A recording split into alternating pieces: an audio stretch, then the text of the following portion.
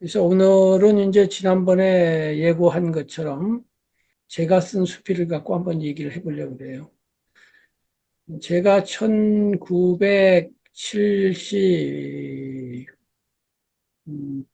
78년 1월 한겨울에 한밤중에 일어나가지고 갑자기 글을 쓰고 싶어가지고 수필이라고 하는 거를 세 개를 썼어요.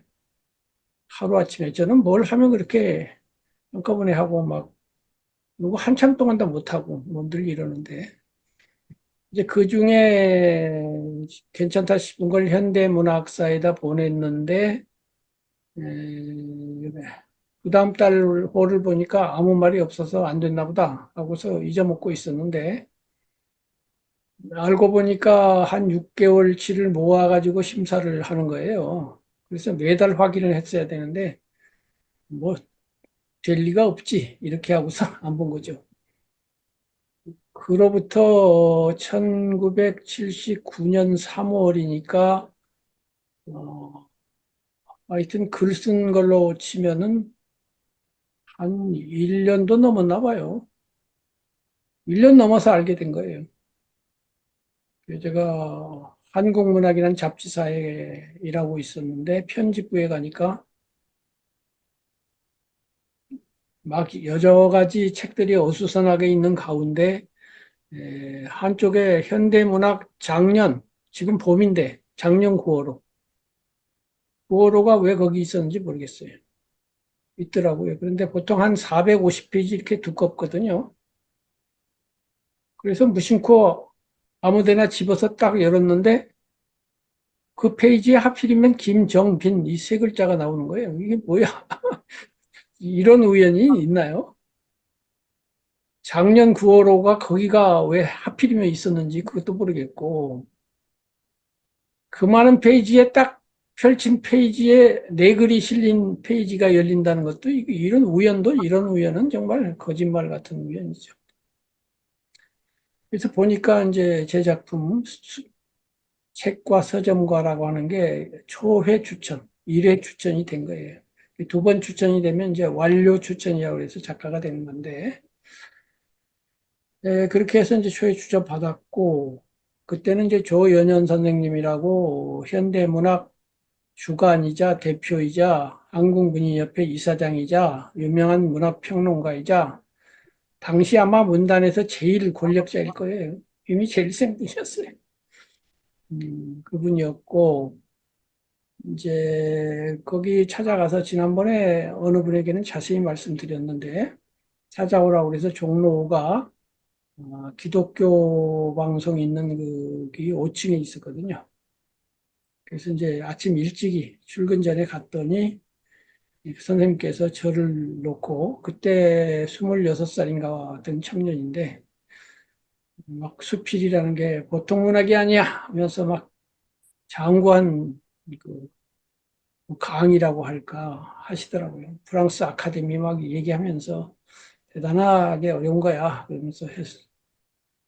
그래서 저는 뭣도 모르고 그냥 썼는데 초에 추천이 돼서 이왕 된 거 완료 추천을 해야겠다 이제 생각을 했죠. 그때는 수필 쓸 생각도 없었고 희곡 공부하고 있었는데요. 그 지금 풀꽃님이 본 제 수필집 뒤에 보면은 앞인가요? 뒤인가?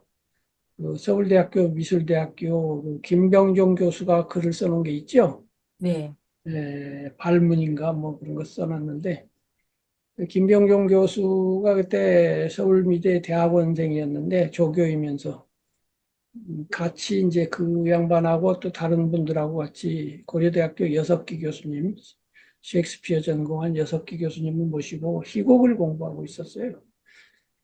그래서 수필은 관심도 없었는데 일에 추천이 됐다니까 2회를 맞춰야 되겠다 해가지고 이제 그 대사 말고 한국 대표 수필집이라는 걸 샀습니다. 그때까지 한국 대표 수필집을 본 적이 없어요. 저는 고등학교를 정규과정을 못 다니고 에, 나중에 군대를 갔다 온 다음에 음식점에서 일을 하면서 밤에 주로 일을 하면서 오전에 종로 2가에 있는 검정고시 학원에서 고등학교 과정을 공부를 했어요. 그 과정에서 피 선생님의 수필이라는 수필을 교과서에서 본 거예요. 예, 그걸 비롯해서 수필 몇 편 본 것밖에 없었고요. 정식 뭐 문학 작품이라기보다 샘터라든가 이런 데 뭐 수필 비슷하게 나온 글들을 본 적은 있죠. 근데 정말 문학 수필이다 이런 수필을 거의 본 게 없었어요.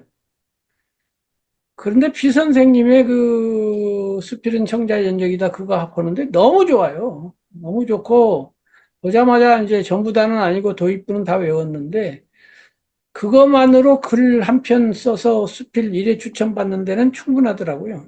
수필 한 편 제대로 읽은 것만으로. 저는 그랬어요. 그런데 이제 완료 추천 두 번째를 하라고 하니, 그래? 해가지고 이제 하나 써서 보냈어요. 보냈더니 그 사이에 심사위원이 조경희 선생으로 바뀌었는데, 조 선생님은 당시 예술원 회장이었어요. 그 양반도 또 여자분이죠. 대단한 분이죠. 근데 좀 부족하다, 이렇게 심사평을 해놨더라고요. 그래서 이거 봐라, 이거 지금 보통 문제가 아니구나. 그래가지고 이제 한국 대표 명수필집을 봤죠. 근데 공부를 하면 오히려 아는 게 생겨갖고 이게 걸리적거리잖아요. 무심코 쓸 때는 잘 써지는데 이래야 된다더라 저래야 된다더라 이론 공부하면 원래 실제로는 안 되거든요. 그런데 이제 이론이 완숙해지면 그때는 이제 안 한 것보다 훨씬 낫죠. 근데 초기에는 자꾸 이 생각 저 생각 재미있는 우화가 있어요. 우화가 있는데 어느 날 이렇게 지네가 기어가고 있는데 뱀을 만났어요. 그래서 뱀이 물어보는 거예요. 너는 다리가 수십 개나 되는데 어떻게 그 다리가 엇갈리지 않고 순서대로 이렇게 발발발발 잘만 다니느냐. 그랬더니 이제 또 얘는 뱀 보고 너는 발도 없으면서 어떻게 이렇게 몸통으로 잘 다니느냐 이렇게 해서 주고받았다는 거예요. 그 지네가 집에 가가지고 자기가 어떻게 걸어가는지 한번 본 거죠. 그래서 이쪽 발을 낼 때 저쪽 발은 어떻게 되는가 이걸 보니까 한 걸음도 못 가는 거예요. 그거와 마찬가지로 이론 공부가 그 진해 걸음걸이 같습니다. 그래서 처음에는 진해가 제가 아무렇게나 썼는데 잘 걸어갔는데 공부를 하니까 이 다리가 이게 어떻게 되는 거지? 이래가지고 우왕좌왕 우물쭈물 그래갖고 안 돼가지고 하다가 이제 바로 그런 고민을 두 번째 글에다 썼어요. 글쓰기가 이렇게 어렵구나. 그랬더니 이제 그건 수필과 나라고 하는 건데 괜찮게 됐다 해가지고 제가 근무하는 이제 한국문학사 주관 이금배 선생님 시인이고 예술원 회장 하셨죠. 이금배 선생님이 어디 갔다 오시더니 모임에서 조경희 선생 만났는데 조 선생이 당신 추천한다고 합니다. 결정을 했다고 합니다. 이렇게 연말에 말씀하셨는데 결정은 미리 났지만 이제 실린 것은 1980년 3월호 그래갖고 이제 작가가 됐습니다. 그래서 그 두 편의 작품을 한번 보면서 어, 생각을 해보도록 하겠습니다. 요게 이제 첫 번째 이제 추천받은 책과 서점과라고 하는 이제 첫 번째 글인데 지금 봐도 역시 조금 감칠맛이 좀 부족해요. 저는 뭘 몰랐으니까. 그러나 읽어보겠습니다. 종로 거리를 걷다 보면 큼직한 서점들이 눈에 든다. 갖가지 분야의 책을 갖춘 서점들. 나는 그 앞을 그냥 지나치지 못하는 때가 많다. 그 당시에 이제 종로에 종로서적이라고 있었고, 삼일서적이라고 있었고, 큰 서점들이 있었죠. 그때는 교보문고가 없었죠. 종로서적이 가장 큰 서점이었습니다. 딱히 살 책이 있어서가 아니다. 무의식 중에도 길을 잃지 않고 자기 집으로 가게 하는 그 무슨 힘이 나도 모르는 사이에 서점에 들어서게 한다. 나는 우선 서점의 분위기를 좋아한다. 고전 음악이 흐르는 가운데 진지한 얼굴들이 책을 고르고 있는 장면은 정녕 아름답다. 책을 고르고 있는 이들의 표정 속에서 나는 삶에 대한 사랑과 긍정을 본다. 그 얼굴빛은 모두 선량하고 그 눈빛들은 탐구정신과 예지로 반짝이고 있다 이랬는데 제가 근래에도 이게 삶에 대한 사랑과 긍정 얘기를 많이 하는데 그때도 그랬나 봐요. 그러니까 기본은 사람이 잘 안 바뀌는 거야. 그리고 이제 이런 게 이제 저의 어투죠. 그 다음에 그렇다 이런 거 그렇다 이런 어투요. 그렇다 책을 고르는 것은 탐구의 출발이다. 독서가 생의 진실을 채석하는 행위라면 책을 고르는 일은 채석장의 선택이다. 잠되고 값진 채석장을 그들은 찾고 있는 것이다. 이제 이게 비유인데 독서를 채석에 이제 비유를 한 거죠. 그리고 지난번에 이제 문장이란 말을 했는데 이제 앞으로 문장이란 말이 이 본문에도 다음 스펠에 나옵니다. 문장할 때 그럴 문자에 역시 그럴 장자, 글장자지만은 그냥 글 안 하고 문장 했을 때는 글을 문의지어서 그러니까 아름답게 멋스럽게 이렇게 쓴 글을 문장이라고 그러죠. 문장가 뭐 이런 말도 있고 그렇죠. 이제 문장적 어법하고 일반적 어법하고 좀 다릅니다. 문장적 어법은 약간의 감탄과 이런 것이 마음 밑에 흐르고 있어요. 그러다 보니까 평명하게 흘러가는 게 아니라 약간 뭐 리드미컬해지기도 하고 그렇게 되죠. 그렇다 이런 것들이 이제 문장어법에 많이 나오죠. 그냥 쭉 설명만 하는 거하고는 좀 다르죠, 느낌이. 그렇다고 해서 부담을 가질 것은 없다. 사람에겐 각각의 개성과 주관이 있는 이만큼 절대적 가치를 지닌 책이란 있을 수 없기 때문이다. 자신의 기호와 성향에 맞추어 선택하면 그것으로 충분하다. 이제 그 다음이 이런 게 이제 이른바 김정빈류의 문장이에요.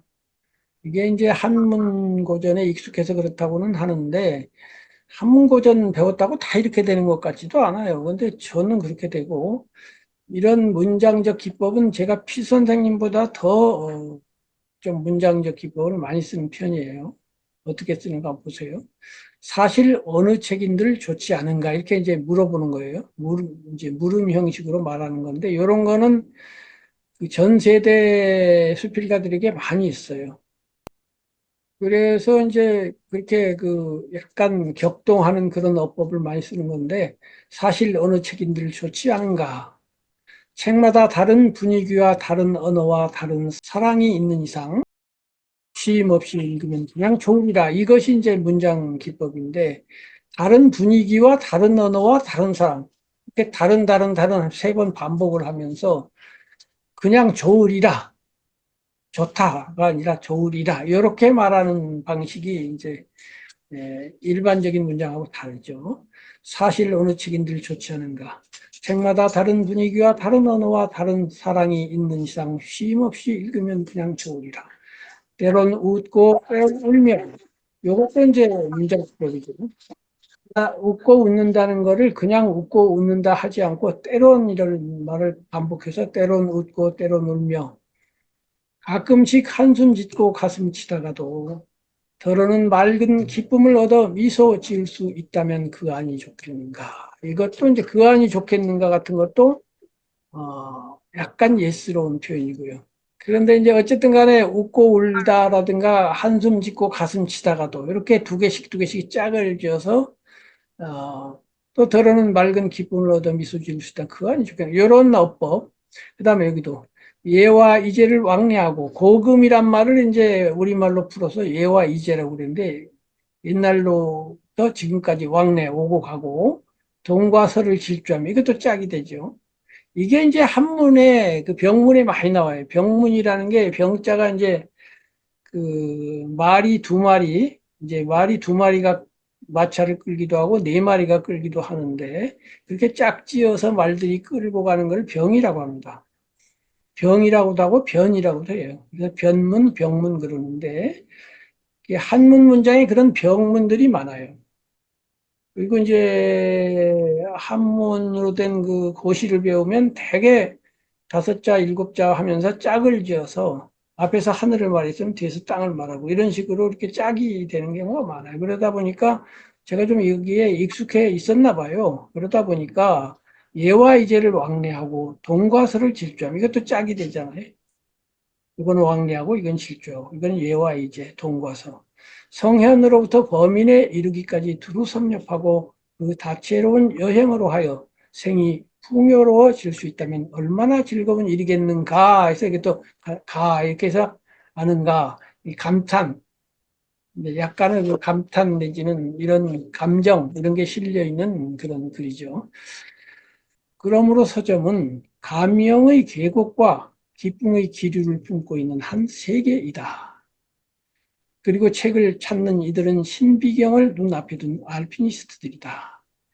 그들은 이제 상상할 수도 없었던 숲과 동굴을 볼 것이며 아름다운 새소리와 향기로운 풀꽃의 향기를 듣거나 맡게 되고 그 세계 속에서 모든 것이 혼연일체가 되는 장면을 목격할 것이다.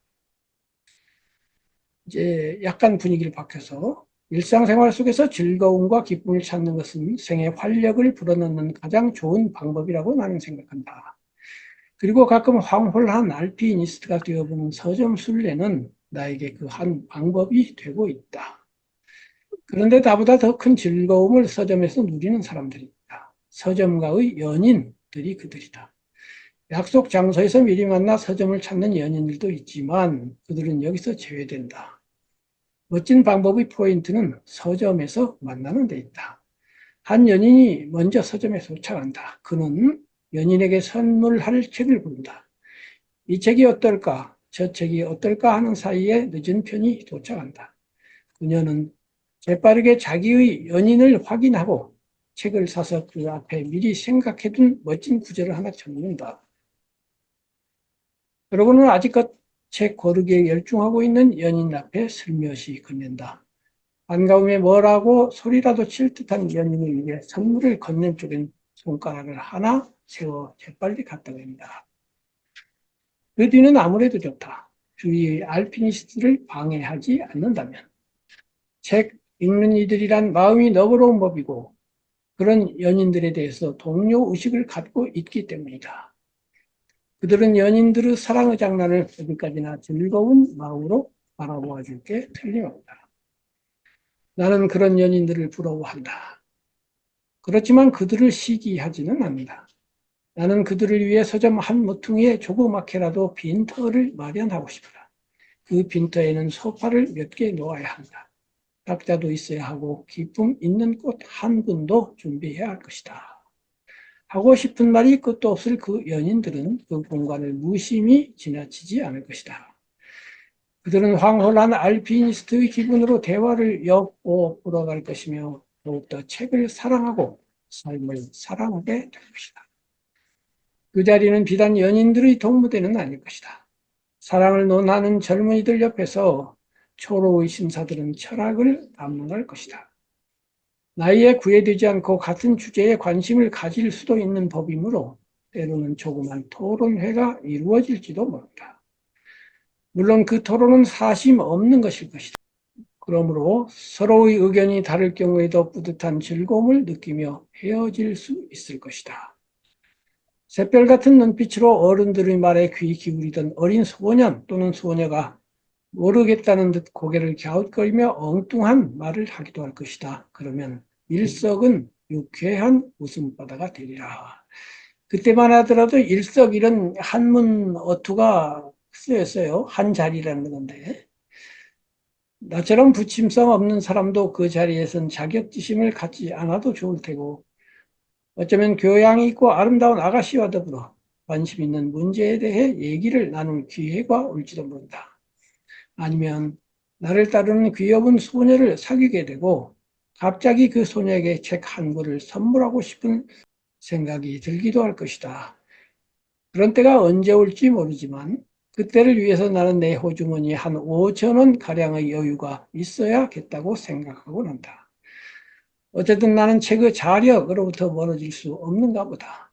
그리고 그 자력은 나를 행복하게 해준다 나는 그 행복 속에서 이런저런 생각에 잠겨보곤 한다. 여기까지인데 좀 그렇게 멋있는 글은 아닌데 그래도 심사위원은 좋게 봐주셔가지고 어, 어쨌든 제가 문인으로서 발표한 첫 번째 글이니까 그래서 이제 요 짧은 글 하나, 요 정도 글을 쓰던 사람이 그 뒤에 이제 70권의 책을 쓰고 중에 많이 읽힌 책도 있고 또뭐 장대한 막 기나긴 글도 쓰게 됐는데 이때는 요만한 글 짧은 글 하나밖에 쓸 수 없었고 이거 하나도 어쩌다 썼지만 두 번째 거는 제대로 쓰지도 못하고 이렇게 어벙버벙 했는데 그래도 이렇게 정진이라는 게 조금씩 조금씩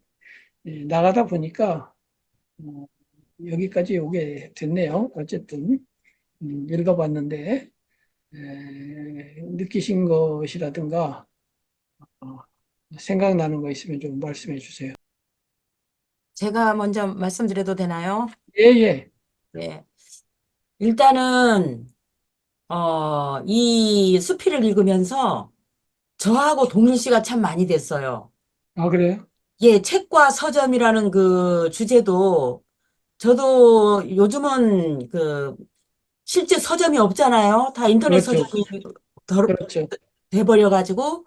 그래서 저도 늘상 이제 책을 좋아했으니까 서점에서 하루도 거르지 않고 서점을 들락날락하고 서점에 가는 좋아하고 또 책 냄새를 좋아하고 이러다 보니까 이 주제가 저와 많이 닮아 있고 그리고 아, 이런 분도 계시구나 하는 그런 것도 느끼고요.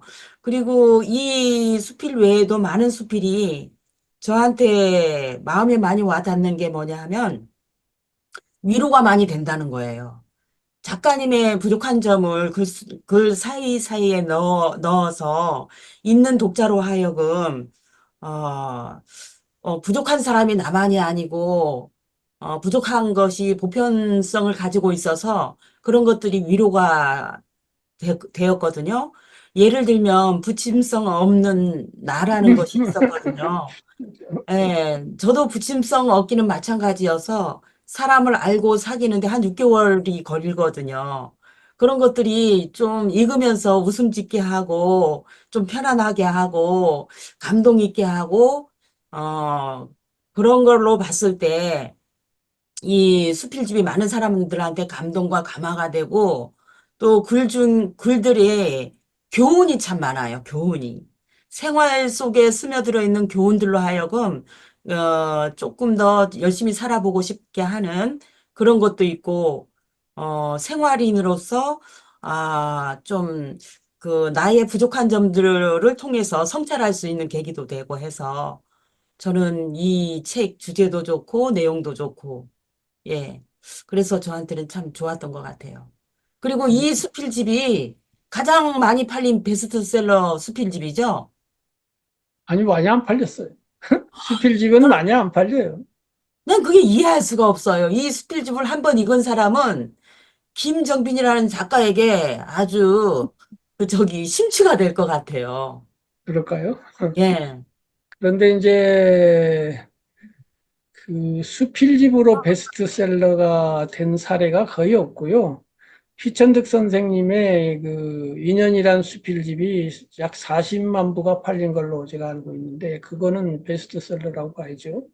그건 워낙에 피 선생님이 유명하시고 탁월하니까 그렇고 그다음에 이제 옛날에는 수필이라고 안 하고 수상이라고 그랬죠. 그래서 그 안병욱 선생이나 김영석 선생님 같은 분들이 쓴 글들이 많이 읽혔잖아요. 네. 지난번에 그 피 선생님 모임에 갔을 때 우리 풀말그 님도 들으셨지만은 그때 한 그 피 선생님 제자분이 그 말씀 하셨어요. 그 피 선생님이 처음 수필집을 냈을 때는 많이 안 팔렸어요. 그래서 한번 여쭤봤더니 1년에 한 두 번 찍지 뭐 그렇게 얘기했다고 하니까 1년에 두 번 찍어봐야 뭐 몇천 권 팔렸다는 얘기거든요. 근데 같은 시대에 김영석 선생이 뭐라고 수필집을 냈는데 60만 분가가 팔렸대요. 그런데 이제 세월이 많이 지난 현재에 와서 피 선생님 책이 다시 수십만 부가 팔리니까 이것을 어떻게 이해해야 될까 이제 그런 생각을 하시는데 이제 그 수상집이라고 하는 그런 철학자들이 쓰신 책들은 문학적 느낌, 예술적 느낌을 낸다기보다 철학적, 제가 말한 에세이예요, 에세이. 저는 문학적으로 가면 수필이라고 하고 철학적으로 하면 에세이라고 부르잖아요. 그래서 인생은 어떻게 살아야 된다. 그랬고 젊은이들에게 이렇게 살아라 하고 무슨 지침 같은 걸 주는 그런 글이에요. 그렇게 실용성도 있다고 볼 수 있죠. 그러면 사람들이 불안한 시대에는 그 불안에 대해서 또는 젊은 사람이 미래에 대해서 막 어떻게 하면 좋지 이렇게 헤매고 있을 때 길을 제시해 주니까 실용성이 좀 있는 거예요. 그래서 팔리는 건데 휘 선생님 같이 문학책은 실용성이 없죠. 근데 예술에 대한 칸트 정의가 유명한데 무목적적 취미라고 그래요. 예술을. 취미야, 취미. 그리고 목적이 없어. 그러니까 예술한다고 그래갖고 무슨 소득이 없는 거야. 근데 좋아. 뭐 이런 거죠. 그래서 이제 김정빈 수필집도 뭐 인생은 이렇게 사세요, 저렇게 사세요 그렇게 말한 것이 아니기 때문에 또 그렇게 말을 한다고 다 팔리는 것도 아니고 말도 재밌게 해야 되지만 김영석 선생 같이 연세대학교 철학부학 교수쯤 되면 또 있겠지만은 김병빈이는 철학 교수가 아니기 때문에 아닐 것이고 그 대신 이제 불꽃님이 읽은 것 중에서 그 즐거운 수행 있잖아요. 네, 그거는 이제 철학서보다도 더 구체적으로 인생은 이렇게 되는 겁니다 하고 설명하고 있잖아요. 네, 그러니까 그거하고 지금 청산의 살리라 수필집하고는 전혀 다른 거예요. 글 쓰는 방식이. 그건 굉장히 논리적이고 체계적이고 순차적이고 제가 그런 양면성을 다 가지고 있어요. 논리적으로 말을 할 때는 논리적으로 할 줄도 알지만 문학적으로 말을 할 때는 문학적으로 말을 할 수도 아는 그리고 그 논리적인 게 이제 계속 정밀하게 되면 이번에 동영상으로 보내드린 내가 국회의원이라면 나는 청문회에서 이렇게 하겠다라고 하는 그런 쪽으로 가는 거예요. 그래가지고 아마 모르긴 해도 제가 아마 변호사 됐으면 인류 변호사 됐지 않았을까. 그래가지고 아마 승소율이 꽤 높지 않았을까. 그런 생각이 들면서도 또 이제 문학적으로 갈 때는 전혀 또 다르니까. 근데 되게 그렇게 양면을 갖춘 사람이 되게 없어요. 한쪽이 강하면 한쪽이 약하거든요. 예를 들면 김영석 선생님이 피천득 선생님 같은 글을 쓴다는 건 상상할 수가 없죠. 피 선생님도 피 선생님 같은 분이 즐거운 수행 같은 글을 쓴다는 건 상상할 수가 없어요. 그런데 저는 그렇게 양수겸장이 돼가지고 좋은 의미에서는 이제 균형 잡힌 것이고 안 좋은 의미에서는 이게 전공이 없는 이것도 아니고 저것도 아닌 그런 게 있습니다. 어쨌든 간에 좋게 말씀해 주셔서 고맙고 자, 혜연님도 한 말씀 부탁합니다. 저는 이거 오늘 처음 접하게 됐어요. 이렇게 잔잔하게 흐르는 게 편안한 산 속에서 이렇게 고전 음악이 흐르는 느낌으로다가 잔잔하게 이렇게 어필하셔가지고 정말 예전에 쓰신 건데 너무 잘 쓰셨다 이런 생각을 갖게 됐어요. 네, 좋았습니다. 잔잔하고. 네, 그렇다고 이렇게 머틀거리는 거 없이 네, 이렇게 물이 흐르듯이 이렇게 써나가신 거 보니까 원래 처음부터 문학의 소질이 기본으로 갖고 있으신 거는 확실한 것 같습니다. 그래요. 네, 좀 소질이 좀 있기는 있었겠죠. 그러니까 네, 글쟁이가 됐겠죠.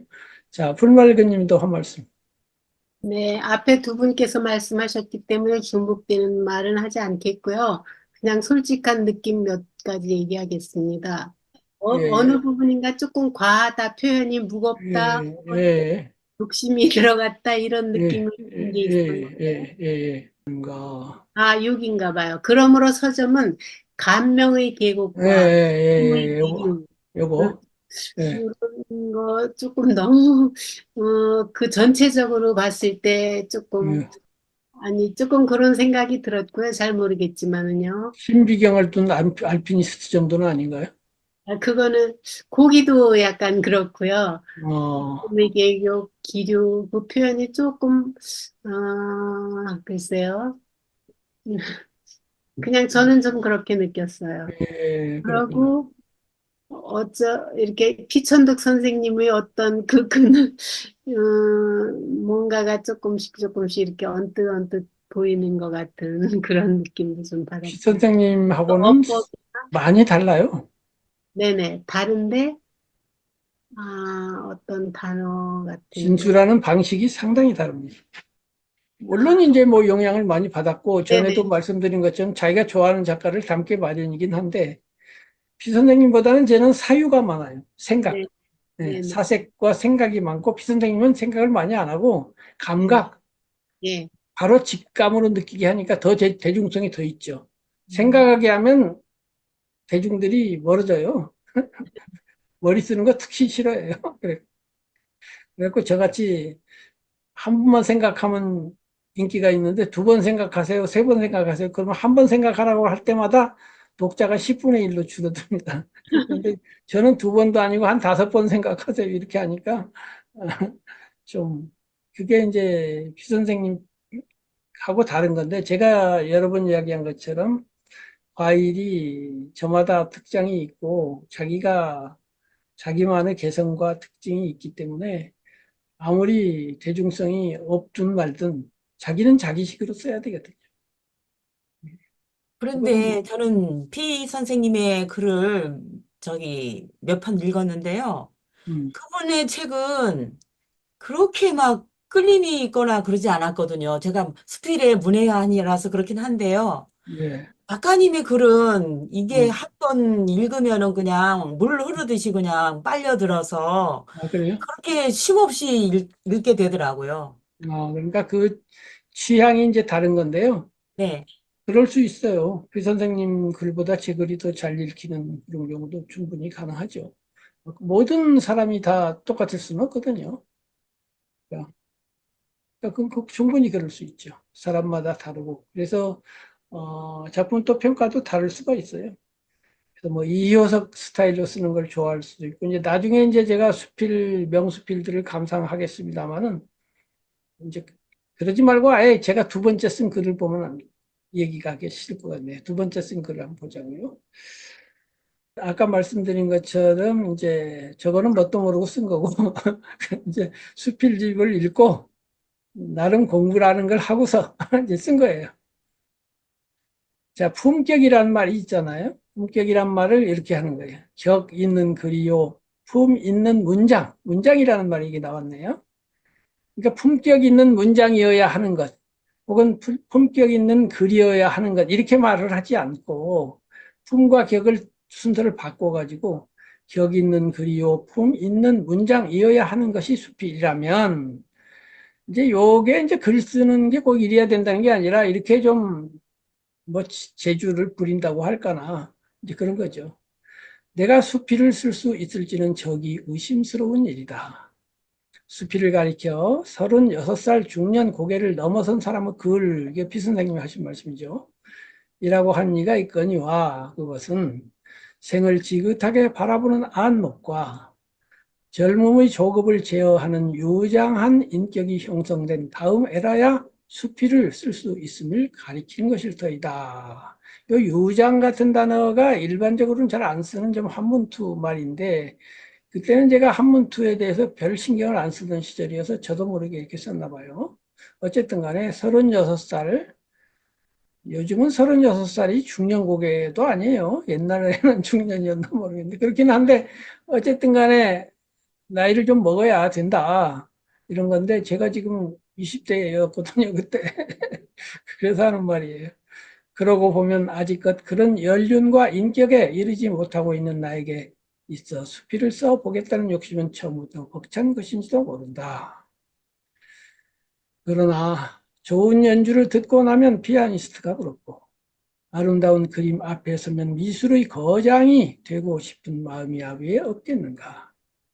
그리하여 나는 좋은 수필을 읽고 나서 느끼게 되는 요게 이제 또 제가 문장 기법 중에 하나인데요. 혹은 청량감, 혹은 기지와 해학, 또 가끔은 정제된 드높은 향기에 취하는 사이 내 능력이나 가능성 여부는 고사하고 무작정 종이를 펼쳐들고 펜을 들기에 이른다. 이제 같은 말을 하더라도 이런 식으로 하는 게 이제 제 글에 가끔 나와요.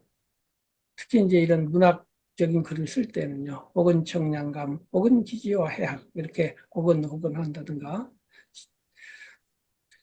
그렇지만 수필은 억지로 쓰여지는 글이 아니다. 그것은 사고가 축적되고 정서가 고인 다음 에라야 흘러나오는 것이며 서두르지 않고 꾸밈 없이 쓰여져야만 하는 것이다. 또 그 표현하고자 하는 주제에 따라 여기도 이제 또 혹은이 나오죠.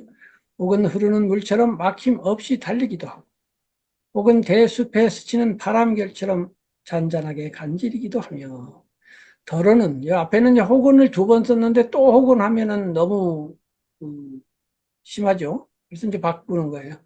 덜어는 탁 트인 가을 하늘처럼 청아한 기품이 서리기도 해야 하는 것이니 무작정 책상 앞에만 앉는다고 해서 좋은 수필이 쓰여질 리 없다. 어느 날 무심코 써본 한 편의 글이 문학적의 두어 면을 점하게 됨으로써 얼마 전부터 나는 그 뒤를 감당하지 않으면 안 될 형편에 처해지고 말았다. 그리하여 일말의 책임감마저 느끼며 그 송구스러움을 보상하고자 노력 중이지만 그 노력은 번번이 나를 배반하고 마는 것이 요즘의 형편이다. 이것도 이제 저의 문장 기법 같은 건데요. 써놓고 보면 가볍고 고치다 보면 억지스럽다. 다시 새로운 이야기를 시작해보지만 보답적이고 이론적이며 다른 주제를 끌어들이면 산만해진다. 어떤 것은 건조하고 어떤 것은 거칠며 어떤 것은 위트와 유머가 부족하다. 가까이 다가서면 조잡해지고 뒤로 물러서면 막연해지며 대체로 감칠맛이 적다. 그리하여 마지막엔 무엇이 무엇인지 모르는 혼돈 속에 빠져버리고 마는 것이다. 요게 이제 다시 한번 읽어볼게요. 써놓고 보면 가볍고 고치다 보면 억지스럽다. 다시 새로운 이야기를 시작해보지만 보답적이고 이론적이며 다른 주제를 끌어들이면 산만해진다. 어떤 것은 건조하고 어떤 것은 거칠며 어떤 것은 위트와 유머가 부족하다. 가까이 다가서면 조잡해지고 뒤로 물러서면 막연해지며 대체로 감칠맛이 적다. 그리하여 마지막엔 무엇이 무엇인지 모르는 혼돈 속에 빠져버리고 마는 것이다. 이런 어려움 때문에 적지 않은 시간을 바쳐 해오는 작업이 아직 눈에 띄는 과실을 열매 맺지 못하고 있는 터이지만 그럼에도 불구하고 나는 수필을 못내 사랑하지 않고서는 견디지 못하는 자신을 발견한다. 금화 선생은 수필을 일러 정자 연적이며 난이요 하기요 몸 맵시 날렵한 여인이라 하였거니와 내게 있어서 수필은 그처럼 매력적인 장르인 것이다. 그것은 천성일까? 정자는 정자위대 작은 연적에서 욕심이 그치고 푸른 풀임에 새는 새위대 난과 학에 이르러야만 얻을 수 있는 멋과 귀함을 사랑하는 그 마음을 이해할 수 있을 것만 같다. 수필은 실로 작지만 사랑하지 않을 수 없는 귀하고 멋스러운 것들의 세계요. 나는 그것들에서 매력을 느끼는 사람들인 것이다. 좋은 수필이 주는 작은 기쁨들, 그것은 대작이라 일컬어주는 작품이 주는 기쁨과는 다르다. 호흡이 길어 끈기를 느끼게 하는 소설류의 거편이 우리를 육중한 감동의 세계로 몰고 간다면 작고 아담한 수필적 소품들은 우리를 그와는 다른 밝은 감명의 세계로 이끌어간다. 우리는 전자에서 심오한 사상과 인간성의 위대한 총화를 접하고 깊은 사색에 잠겨들게 된다. 그렇지만 인간의 생활이 대체로 작고 아담한 것일진데 우리는 더 많이 우자에서 듣게 되는 부드럽고 잔잔한 신뢰악의 분위기에 젖어들어야만 하는 것이리라. 그리하여 나는 도스토옙스키의 위대함에 경의를 표하면서 그와는 다른 애정을 가지고 찰쌤의 아름다운 세계로 나간다. 그리고 나는 앞의 경의보다는 뒤의 애정에 더 편안함을 느낀다. 특히 내가 문학 감상자로부터 한 사람의 창작자이기를 지향할 경우 나는 더욱더 전자의 알피니스트가 되기보다는 우자의 원정이 되고 싶어지는 것을 어쩔 수 없다. 그러니까 이게 알피니스트 등산가하고 이제 그 정원을 돌보는 정원사 원정 이렇게 됐죠. 그리하여 나는 일상의 물무늬의 파문을 일으키는 아름다운 일이나 생각들이 있는 날 아침 저녁마다 마음의 산책로를 이끌어 책상머리로 돌아온다. 그리고 그 기쁨을 종이 위에 또박또박 펼쳐 보이고 싶은 즐거움에 빠져드는 것이다. 이렇게 됐어요.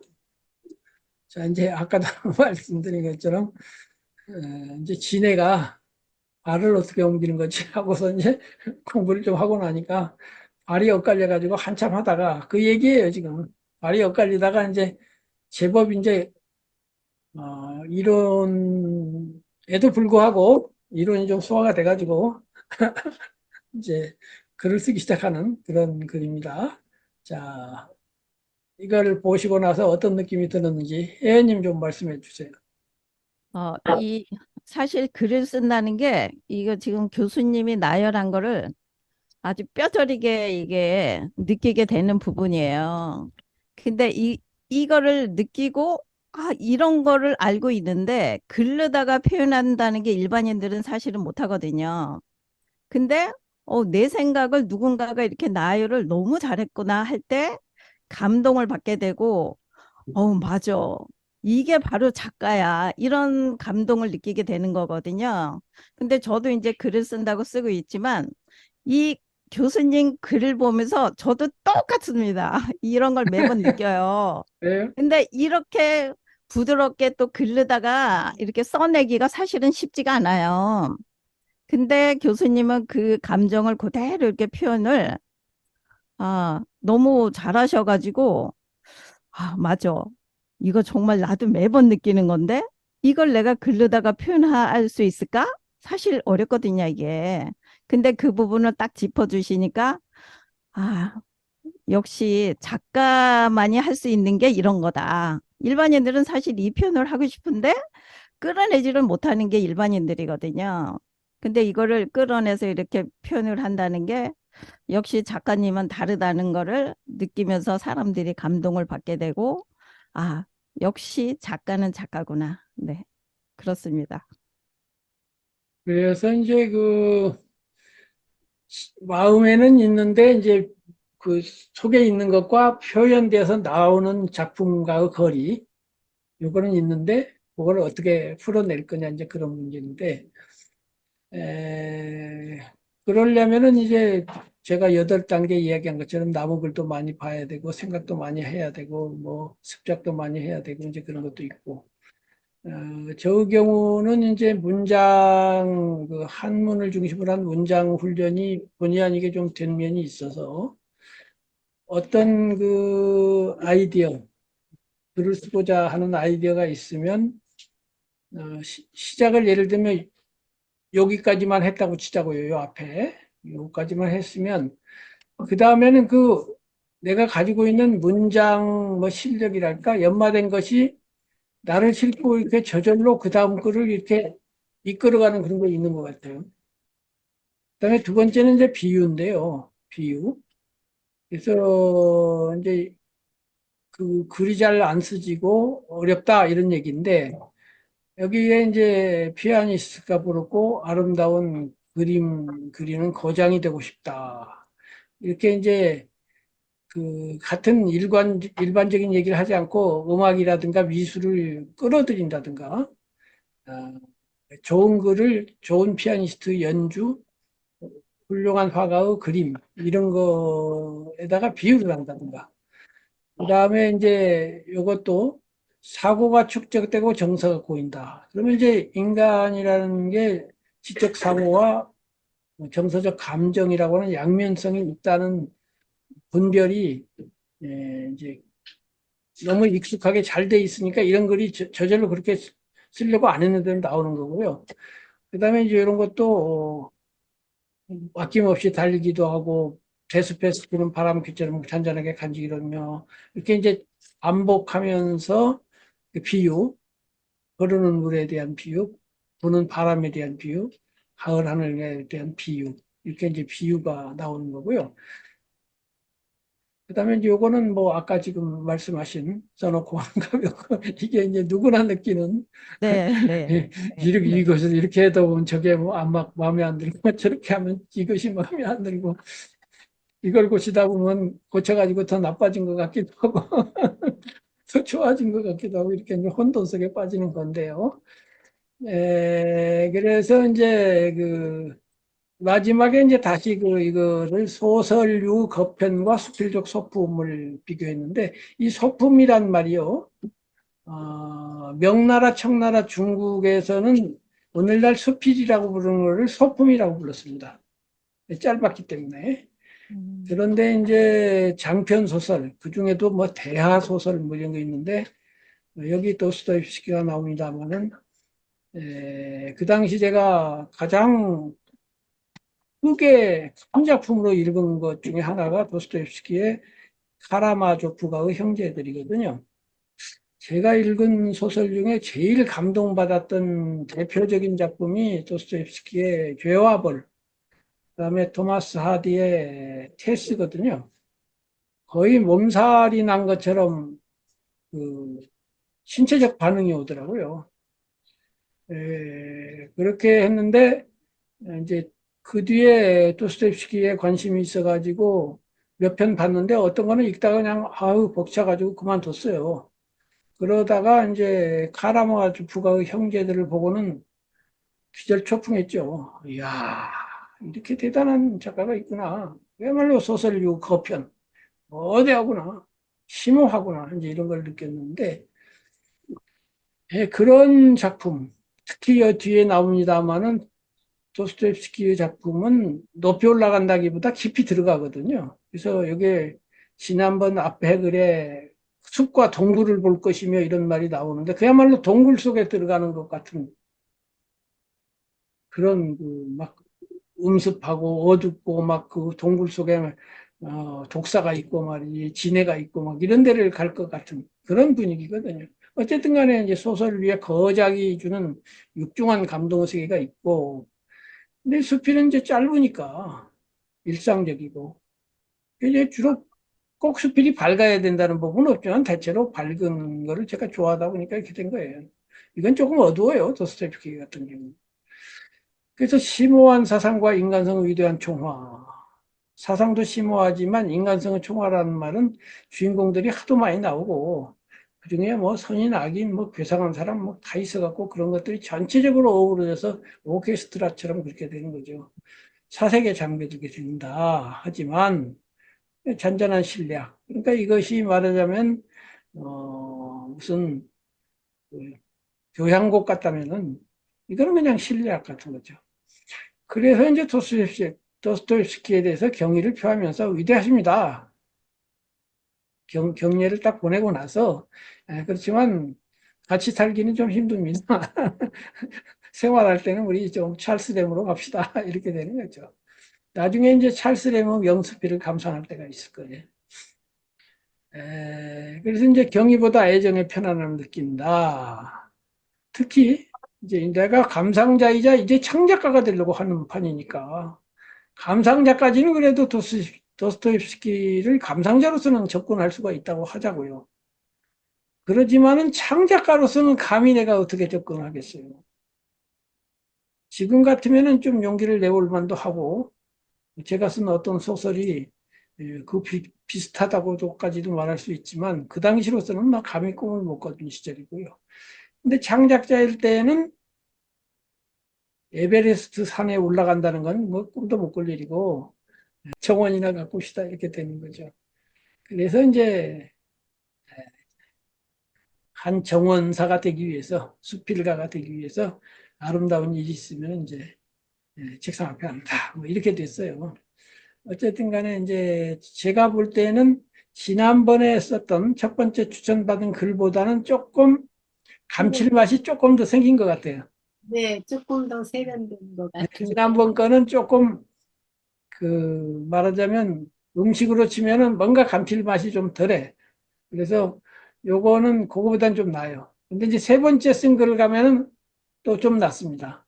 그래서 조금씩 이렇게 진보를 한 것 같아요. 그래도 어쨌건 간에 멋모르고 그냥 쓴 거 하고, 한 몇 달 동안이라도 이 책 저 책, 이 원고 저 원고 이런 좋은 수필도 읽어보고 또 생각도 하고 했던 게 한 6개월 걸린 것 같아요. 이거 하는데. 그래서 한 6개월 사이에 조금 그래도 진전이 있지 않나 이렇게 생각이 되는데 불말그님 한 말씀 해주세요. 그 한문이 바탕이 되셔서 그 대꾸랄지 그 반복이라든지 그런 데서 뭔가 리듬감을 느낄 수 있었고요. 아유, 저는 이런 원고를 좀 미리 받았으면 한 번쯤 읽었으면은 더 좋게 이렇게 제가 이렇게 독서 능력이 없어서 그런지 조금 이렇게 듣고 이해하기 조금 벅찼어요. 음, 제가 그리고 읽은 책이 너무 없어서 참 앞으로 제가 뭘 쓰는 것이 어쩌면 불가능할지도 모르겠다는 생각이 들고 또 그 비유 같은 데서 제가 굉장히 좀 약할 것 같은 그런 느낌을 받았어요. 문학적인 글을 쓰려면 비유는 아주 그냥 네. 배말라고 능수능란해야 돼요. 비유가 근데 그 비유가 남이 한 비유가 아니요. 물론 자기의 비유야죠. 그럴 경우에 어려울 것 같아요. 그러니까 이제 그 기가 막힌 비유까지는 안 되더라도 어쩌다 한 번씩이라도 이제 나와야 되는 거죠. 그러니까 그게 이제 사색에서 나오는 거예요. 저 같은 경우도 이렇게 그 생각을 하면서 이런 피아니스트들 그림과 어떻게 문학이 어떻게 되느냐. 예를 아까 같은 뭐 소설을 에베레스트 산에 비교한다면 수필은 집 앞에 있는 공원이나 앞동산에 비교하면 되겠다. 이런 생각들을 평소에 많이 했기 때문에 이게 이제 이렇게 나온 거죠. 어쨌든 그렇고요. 불꽃님도 한 말씀. 네. 제가 예전에는 에세이 종류를 좀 많이 좋아했어요, 예전에. 예, 한 3, 40대, 20대 뭐, 이렇게 할 때 에세이 좀 좋아해서 읽는 걸 좋아했는데, 이제, 이제 활용 점점이라고 해야 되나요? 제가 가장 좋아하는 수필을 만난 것 같아요. 그리고 직접 이 수필을 쓴 저자 직강을 우리가 받고 있잖아요. 이게 정말로 정말 의미 있는 일인 것 같고, 그리고 이 수필들이 이거 20대에 이렇게 쓰셨다고 하는데, 어떻게 20대에 이렇게 막 그 표현력이 있잖아요. 이 품격 있는 이런 언어들을 쓸 수 있다는 게 놀랍고, 얼마나 많은 그 20대쯤에도 많은 책을 읽었기 때문에 이런 글이 써지지 않았나 생각이 들고, 이 작가님의 글을 읽으면 아주 간단하면서도 시원한 느낌, 마음에서 와서 아주 깊이 들어오는 느낌. 그게 왜 그런가 지금 강의를 들으면서 생각해 보니까 부사 형용사가 많이 없어서 그런 것 같아요. 제가 글을 써보지 않아서 잘 모르겠는데 저는 책을 많이 읽었다고는 하지만 이렇게까지 이 뭐라고 해야 되나 밖으로 이렇게 노출해서 글을 인풋 아웃풋이라고 하는데 이 나오는 게 잘 나오지가 않기 때문에 부사를 많이 쓸 것 같아요. 형용사나. 그런데 이 작가님의 글은 아주 깔끔하면서도 이, 부사나 형용사가 없어서 읽기가 아주 굉장히 편안하고 담담하게 들어오고 그리고 작가님이 어떤 거를 좋아하는지 이 글에 다 녹아 있어가지고 음악도 좋아하시는 것 같고 그런 것들이 보여지고 그리고 이제 아까 누구였죠? 도스토예프스키하고 찰스 램. 그 시기에 이렇게 이런 것들을 다 좋아하셨다고 하니까 정말 대단하구나 하는 생각이 들고, 예, 참 좋습니다. 나중에 이제 찰스 램은 영어권 수필의 대표자예요. 그런데 이제 전에도 말씀드린 것처럼 우리나라 명시인들이 시 한 편 가지고 명시인인 사람이 많거든요. 천상병 하면은 귀천 하나요. 예, 그런 식이에요.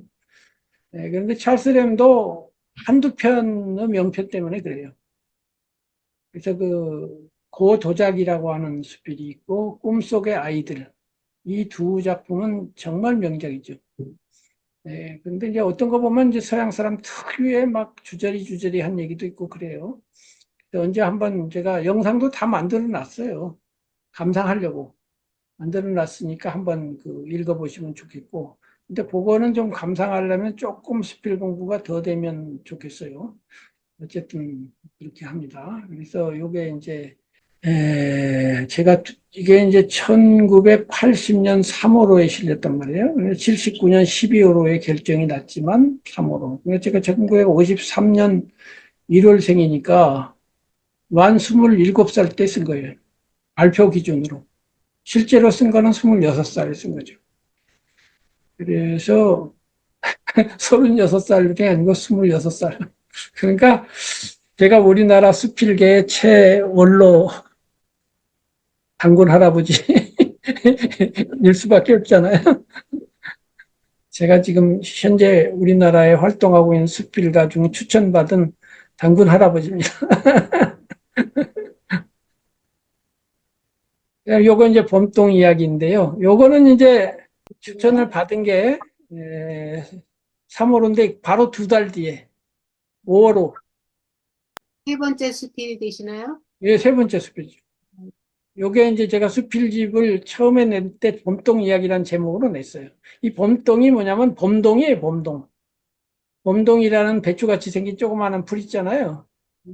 야채. 근데 그때는 나를 이거 소개해 줄 때 난 봄동을 몰랐고, 봄동이라고 그 친구가 소개를 해줘요. 그 K라고 하는 친구가 나오는데, 그 K라는 친구가 이제 권영점이라는 친구인데, 저하고 같이 문학지에 근무를 하는 친구인데 굉장히 유머러스하고 재미있는 친구예요. 그리고 문학에 대한 기호와 궁합이 맞아가지고 근무 끝나고 나면 둘이 같이 어울려 돌아다니면서 차도 마시고 뭐 어쩌고 저쩌고 얘기도 많이 하고 그랬어요. 그때 이제 봄동 이야기를 저한테 해줬어요. 근데 그걸 재미있게 했어요. 유머러스하게 했는데 저는 유머러스한 쪽으로는 재능이 없어가지고 근데 다른 쪽으로 썼는데 이건 좀 짧아요. 짧으면서도 저의 특성이 잘 나타나 있는 그리고 벌써 요걸 발표로 하면은 2달밖에 안 돼요. 5월호에 실렸으니까. 그러니까 내가 한국문학이라는 잡지사에 있었는데 제가 수필가가 되니까 야 우리 잡지에도 하나 써. 그래가지고 이제 바로 쓴 것이에요. 그러니까 3월호, 5월호 2달이고 바로 쓴 거죠. 그런데도 이거하고 달라요. 이거는 발표로 보면 2달 사이지만 요거는 실제로 쓴 거는 한 6개월 전. 그러니까 6개월 사이에 이렇게 또 달라지는 거예요. 그러니까 제가 잘못 얘기하면 자화자찬처럼 되지만은 괄목상대라고 하는 사자성어가 있죠. 눈을 크게 뜨고 상대방을 바라보는 걸 괄목상대라고 하는데 삼국지에 나오는 이야기예요. 선비는 보름 있다 만나게 되면 괄목상대 할 정도로 달라져 있어야 된다. 뭐 이런 거예요. 보름마다 확확 성장해가지고 자네 변했네? 이렇게 돼야 된다 이거죠. 그러니까 제가 6개월 만에 보름은 아니고 6개월 만에 얼마나 달라졌나 한번 보세요. 봄동이라 했다. 초봄이 되면 산과들의 지천으로 돋아나는 우명의 풀들 속에 저도 모르게 덩달아 따라 나선 듯한 봄동이라 불리는 풀이라 한다. 이게 먼저 딱 주제를 드러내는 거예요. 우선 이름부터 얼마나 재미있는가. 똥이라는 비속한 말 앞에 봄이라는 말이 얹혀진 봄똥이라는 풀 이름. 미나리 아제비, 쥐 오줌풀, 며느리 밥풀 등의 경우처럼 질박과 순정이 다분히 깃든 그 풀 이름부터가 내 마음을 끈다. 문제는 봄동이 아주 딱한 풀이라는 점이다. 개나리가 그 밝고 선명한 노란 빛으로 하여 봄의 한나절 어린 병아리들에게 선망의 대상으로 떠오를 때 봄동은 적막하게 들길 어디에선가 찬 바람에 시세워야 하고 별로 곱지 못한 풀. 그러나 향긋한 풍미의 효용을 가진 쑥들이 소녀들에게 사랑받는 동안 봄동은 새파란 봄하늘만 멀거머니 바라보고 있어야만 한다는 것이다.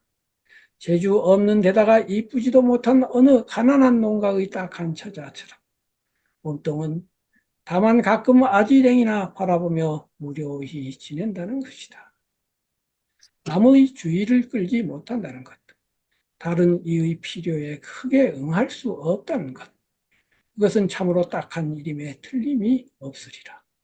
사랑받기보다는 사랑하는 이가 되어야 하고 그것이 더 큰 기쁨이라고들 말하지만 평범한 모든 이들이 그러하듯이 이 조촐한 불 또한 누군가로부터 사랑을 받고 난 다음에라야 비로소 누군가를 사랑할 수도 있지 않겠는가.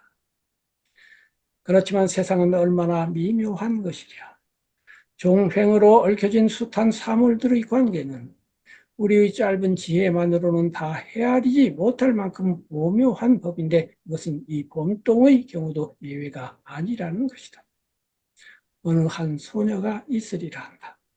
다른 것은 다 그만두고라도 손가락만은 가늘고 부드러운 그리고 분위기만은 은근한 한 소녀가 있으리라는 것이다. 어느 날 소녀가 문득 봄동을 찾아온다. 그리고 다음 순간 봄동은 소녀에 의해 나물 바구니에 당겨진다. 멍멍이 넋을 잃고 있던 봄동은 소녀의 손끝이 자신의 몸에 닿는 순간 화들짝 놀랄 것이다. 자신의 정막과 외로움에 비추어 그 갑작스러운 소녀의 심방은 얼마나 감동적인 일이겠는가.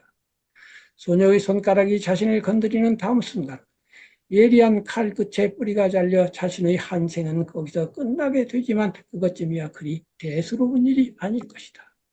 이토록 곱고 다정한 아가씨에게 자신이 유용해지는 존재로 받아들여질 때 봄동은 화들짝 놀라는 엄청난 기쁨을 끝으로 자신의 생을 즐거이 마친다는 것이다.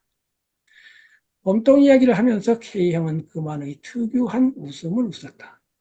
가끔 물기 어린 눈으로 삶의 슬픔을 이야기하던 K형도 봄동 이야기에 이르러드는 장난스런 즐거움이 가득한 말투로 나의 동의를 구했던 것이다.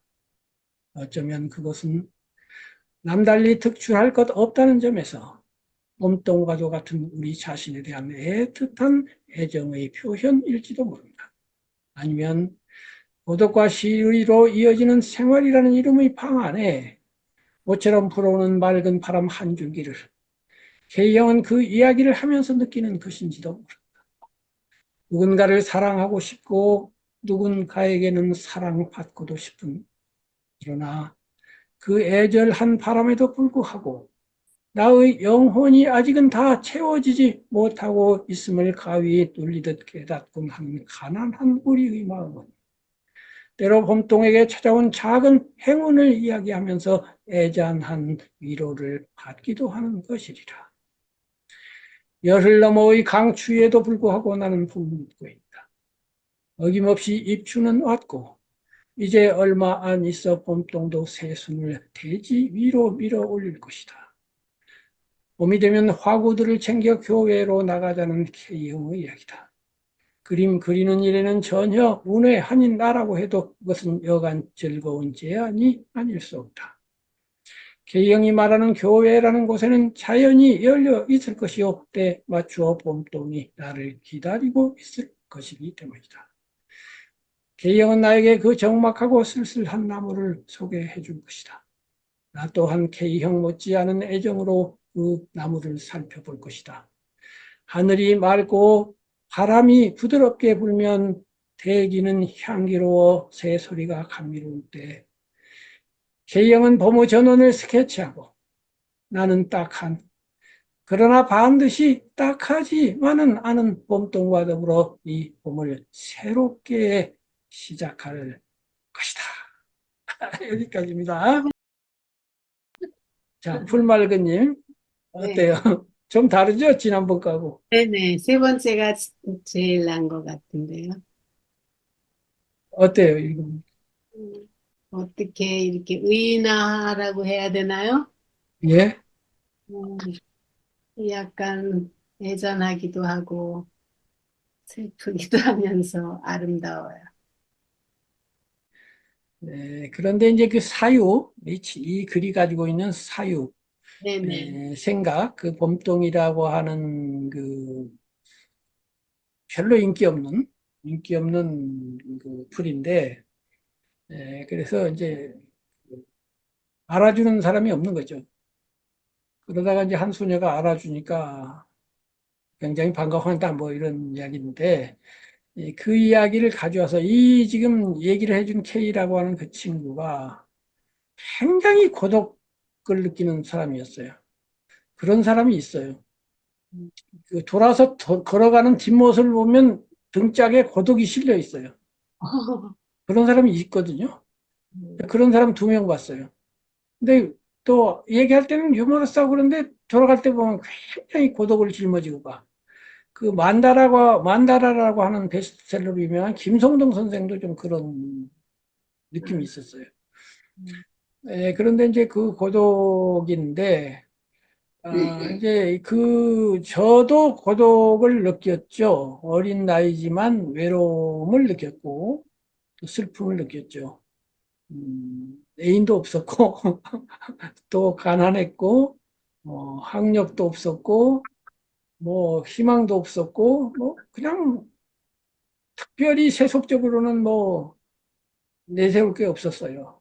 그래서 했는데 그것이 이제 나중에 다른 수필, 제가 코스모스라고 하는 이제 수필을, 꽤 긴 수필인데 보시면 알겠지만은, 음, 저는 그때 2가지의 심리적 그 특성이 있었는데, 한편으로는 제가 쓴 글들이 많이 나오는 것처럼 맑은 바람, 뭐, 밝음, 감명, 긍정적, 애정, 낙관, 사랑, 뭐 이런 쪽의 긍정. 영화로 보면 그 당시 내가 보았던 꼭 사운드 오브 뮤직 같은 분위기에 밝고 신나고 명랑하고 낙관적이고 이런 그런 면이 저에게 있었어요. 그리고 수필을 쓸 때는 주로 그쪽 면이 나와요. 근데 이제 어둡고 답답하고 막 또 억눌리고 이런 거는 또 시곡으로 나와요. 그런 게 있더라고요. 그런 2면이 있는데 그 당시 저는 신이 있다고 가정을 하고 있었으니까 신을 원망할 수가 있었죠. 나한테 이렇게 불리한 조건을 주셨냐. 그런데 이제 그게 나중에 수행과 관련이 되는데요. 남을 원망하는 게 있고 자기를 원망하는 게 있거든요. 내가 예를 들면 원하는 게 안 되고 성공하지 못했어요. 그럼 그 원인은 2가지가 다 있죠. 나를 이렇게 재능 없는 사람으로 태어나게 하고 건강하지 못한 사람으로 태어나게 하고 가난하게 태어나게 하고 한 운명이라든가 신이라든가 아버지라든가 누구를 원망할 수도 있고요. 2번째는 나를 원망할 수도 있죠. 내가 더 노력하면 되고 내가 더 잘했으면 되잖아. 이렇게 이제 2면이 다 있는 건데 저는 이제 후자에 그래도 기울죠. 후자에 기울면 거기서 어떤 게 나오냐면 슬픔이 나와요. 되지는 않는데 견디면서 자기를 위로하는 과정에서 페이소스, 애잔한 슬픔이 나오는 거예요. 그래서 이 슬픔이라는 감정은 상당히 위대한 감정입니다. 그래서 예술을 4가지 아름다움을 4종류로 많이 말하잖아요. 그, 누구야, 아무개가 그렇게 분별해 갖고. 그 중에 하나가 이제 비애미, 우아미, 비애미, 희극미, 그다음에 이제 숭고미 이렇게 얘기하는데 그 비애미가 예술에서 제일 많이 등장하는 게 비애미잖아요. 가요 중에 히트한 가요의 거의 80% 정도가 전부 슬픈 노래잖아요. 예술이 슬픔을 풀어주는 건데 그 슬픔이라고 하는 것은 이제 저는 이제 좌뇌 우뇌를 같이 쓰는 사람으로서 이제 좌뇌적으로 분석해 보는 거죠. 이 운해 내지는 정서적인 슬픔을 어떻게 철학적으로 해석할 건가를 해보면 그러한 자기 탓을 하면서 소화해 가는 제가 외행과 내화라고 그랬잖아요. 밖에 나가서 정치, 군사, 경제적으로 활동하다가 스트레스를 받고 돌아오면 종교, 예술, 철학으로서 소화시킨다 할 때 그 소화하는 과정에서 슬픔이 생기는 거예요. 남을 원망하면 투쟁해야 되죠. 군사로 나가야 되죠. 근데 자기를 원망하는 거예요. 내 탓이야. 그러다가 이제 잘못하면 거기 억눌려 버려가지고 오히려 나빠져요. 근데 잘 슬퍼하면 그 슬픔이 나를 정화시켜가지고 인격을 좋게 만들면서 조화로운 사람으로 되죠. 그런 면에 있어서 저는 그때 그 두 가지, 한편으로는 사운드 오브 뮤직적인 낙관적인 면도 있었고, 왜 그러냐면 제가 비록 그 상황이 나빴음에도 불구하고 어느 경우든 제가 어디에 가든 그 모임 안에서는 항상 제일 사랑받는 사람이 있어요. 가정에서도 7형제 중에 제일 사랑받는 아들이고, 학교 가면 제일 사랑받는 학생, 선생님한테. 군대 가도 제일 사랑받는 후배. 또 뭐 어디 가도 공장에 가도 제일 사랑받는 신입. 뭐 어디 가도 그렇게 살았어요. 그러니까 사람들을 긍정적으로 볼 수밖에 없고 인생을 낙관적으로 볼 수밖에 없는 거예요. 전체 평균으로 낮다는 게 중요한 게 아니거든요. 그 동네 안에서는 내가 좋은 거예요. 그 작은 동네, 그 동네 자체는 외진되지만 그 작은 공동체 안에서는 내가 제일 행복한 사람인 거예요. 그렇게 살았기 때문에 긍정이 있는데 또 돌아서서 보면 희망이 없고 하니까 또 슬프죠.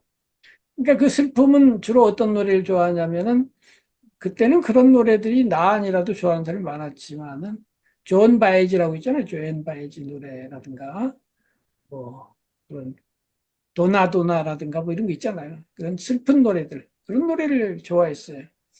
그런 두 면이 있는데 여기에 이제 그런 게 있어요. 한편으로는 긍정적인 면도 있고 그 슬픔을 이렇게 소화해가는 사유가 여기 있는 거죠.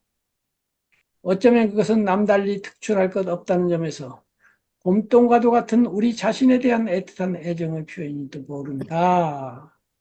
내가 무능하고 재능이 없고 근데 내 탓하는 거죠. 그때 나를 위로하고 나를 사랑하는 거죠. 아니면 고독과 시리로 이어지는 생활이라는 이름의 방 안에 모처럼 불어오는 맑은 바람 한 줄기를 굉장히 안 좋은 건데 그래도 맑은 바람이 들어와요. K형은 그 이야기를 하면서 느끼는 것인지도 모른다. 누군가를 사랑하고 싶고 누구에겐가는 사랑받고도 싶기. 그러나 그 애절한 바람에도 불구하고 나의 영혼이 아직은 다 채워지지 못하고 있음을 가위 눌리듯 깨닫곤 하는 가난한 우리의 마음은 때로 몸뚱에게 찾아온 작은 행운을 이야기하면서 애잔한 위로를 받기도 하는 것이라 해서 이제 봄동의 경우가 나의 경우 이렇게 되는 거죠. 그런데 이제 마지막에 역시 긍정적으로 열을 넘어의 강추에도 불구하고 나는 봄을 보고 있다. 어김없이 입추는 났고 이제 얼마 안 있어 봄동도 새순을 대지 위로 올릴 것이다. 봄이 되면 화구들을 챙겨 교려 나가자는 계획이다. 이 친구가 그림을 잘 그려요. 그림 그리는 일에는 전혀 운회 아닌 나라 해도 그것은 여간 즐거운 제안이 아닐 수 없다. 그래서 계형은 나에게 적막하고 쓸쓸한 나무를 놔둬. 이런 게 이제 김정빈유의 그 문장인데 하늘이 맑고 바람이 부드럽게 불면 대기는 향기로워 새소리가 감미로웠다. 이게 하늘, 바람, 대기, 새소리 네 가지를 한 문장 안에 넣어서 이렇게 글을 쓰는 현대 수필가 그 제세대 이하의 수필가들이 이렇게 쓰는 걸 본 적이 없어요. 저같이 이런 식으로 쓰는 사람. 하늘이 맑고 바람이 부드럽게 불면 대기로 향기로워 대기는 향기로워 새소리가 감미로울 때 이런 식으로 K형은 법무 전원을 스케치하고 나는 딱한 이런 것도 저가 많이 쓰는 법이 딱한 하고 쉼표 하나 찍고 다시 되돌아갈 때 하는 거죠. 그러나 반드시 딱하지만은 나는 몸통과 더불어 이 법을 새롭게 시작할 것이다. 그래서 이게 이제 읽어서 낭송을 해보면 이게 이제 리듬이 생기는 건데 대부분의 글들이 낭송용 수필, 낭송용 문장을 쓰지 않아요. 이게 시낭송을 안 해봐서 그래요. 시낭송을 해봐야 낭송의 맛과 재미를 봐야 산문을 쓸 때도 이런 문장, 낭송용에 가까운 문장이 나오는 거예요. 이런 건 낭송을 해야만 맛이 나잖아요. 하늘이 맑고 바람이 부드럽게 불면 대기는 향기로워 새소리가 감미로울 때 이렇게 된다든가 이제 중간에도 그런 부분들이 들어 있어요. 어쨌든 간에 이렇게 한번 봄동이를 써봤는데, 혜연님, 어때요?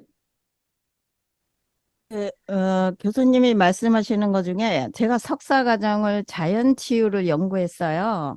그 자연치유에 연구하는 과정에서 그 교수님이 슬픔은 슬픔으로 치료하는 것이다. 그 소리를 듣고 저는 되게 깜짝 놀라긴 했거든요.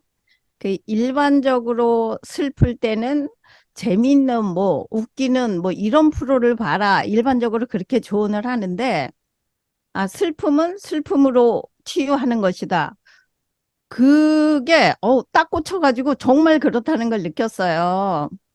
그러니까 인간의 본연은 깊은 곳에 들어가면 다 기본 잠재의식이 다 슬픔을 갖고 있기 때문에 약간 슬픈데 이렇게 동료가 되고 슬픈 게 끌리고 이런 것 같아요. 이 봄동 이야기도 보면 어, 정말 하잘것없고 볼 것 없는 봄동 이야기를 이렇게 잔잔하게 이렇게 끌어나가시는 것도 그 나만의 그 철학적인 게 바닥에 깔린 거를 이렇게 아름답게 글로다가 풀어내는 게 너무 잔잔하고 끌리는 글입니다.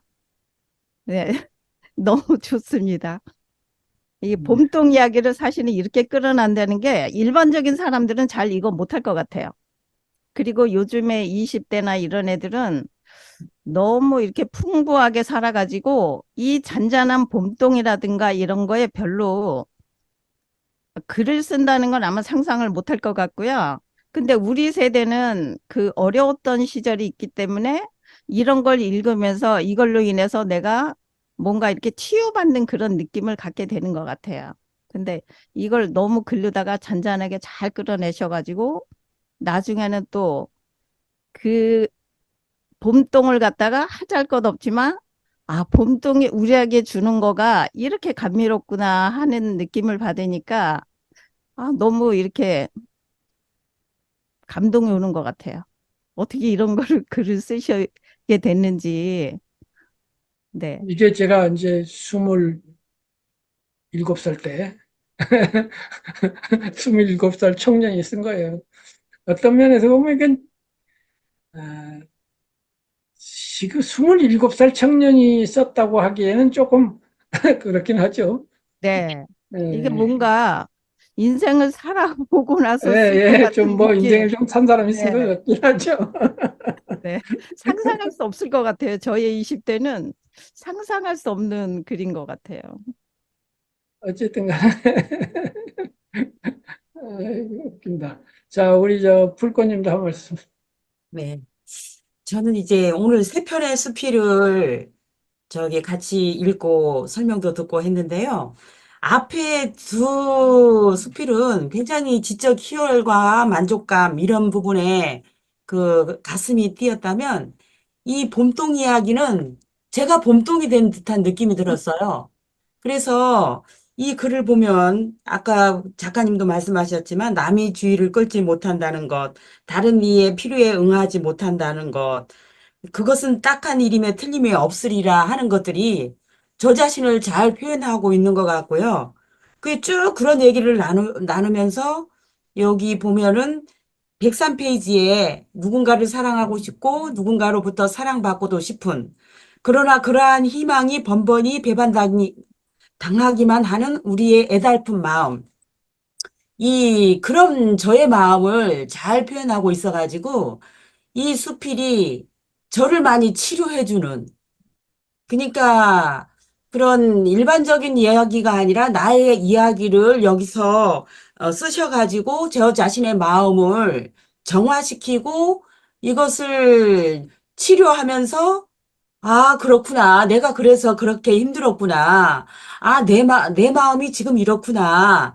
하는 것들을 여기에서 리얼하게 잘 그려주시는 것 같아요. 그래서 이거는 삶의 치료제이고 약이고, 누군가에게는 그렇겠다. 그 누군가가 저이거든요. 그래서 이 봄동은 저의 이야기를 쓴 듯한 느낌이 들었어요.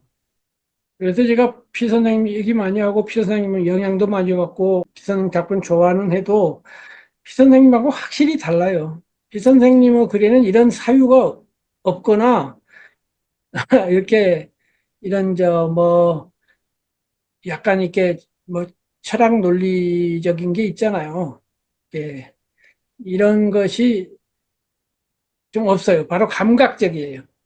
근데 저는 사유적이야. 그러니까 사고형이야. 그러니까 MBTI로 보면은 비 선생님은 감각형이고 저는 사고형이어가지고 달라요. 그래서 글을 읽는 사람 또는 자기 성격 따라 사고형이 어필이 되는 사람이 있고 감각형이 어필이 되는 사람이 있고 그렇죠.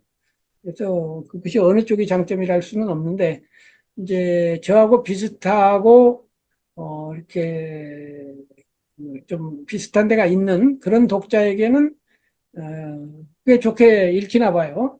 그래서 제가 괜찮은 수필이다라는 소리를 가끔 들어서 그 지금 드린 수필집 안에 있는 것 중에는 요게 제일 좀, 뭐, 반응이 괜찮았다고 할까? 그런 것이고요. 그러나 이제 그 뒤에 제가 수필집을 따로 내지는 않았는데, 나중에 한번 기회가 나면 아까 말씀드린 코스모스라고 하는 수필을 한번 읽어볼 거예요. 그거는 이제 사유가 훨씬 더 그 사이에 이제 세월이 많이 흘렀으니까 사유가 굉장히 뭐 심오하다고 하면 좀 지났을는지 모르겠지만 사유 폭이 굉장히 넓습니다. 넓고 그 사이에 공부한 것들이 배경에 많이 깔려 있어요. 그것이 아마 어떻게 보면 제가 쓴 수필의 대표작일 수도 있어요. 전에 말씀드렸던 제가 수필론을 써가지고 서울대 김봉근 교수님한테 보여드렸을 때 그 안에 그 수필이 제 수필이 들어있었는데 그 수필을 특히 말씀하시더라고요. 그래서 한번 그 수필은 제 것만 계속하면 재미가 없으니까 이제 언젠가 기회가 나면 한번 읽어보도록 하고요. 오늘은 9시 반 됐는데 전에는 꼭 10시까지 했는데 이제 세 개 감상을 했으니까 지금 원래는 지금 그 다음에 이제 수필 쓰는 법이 또 있어요, 여기. 수필 쓰는 요령 지금 2번까지 했잖아요. 이것도 이제 3번째가 있긴 있는데, 이거 하다 보면 이제 이건 뭐 1시간이 갈 거니까.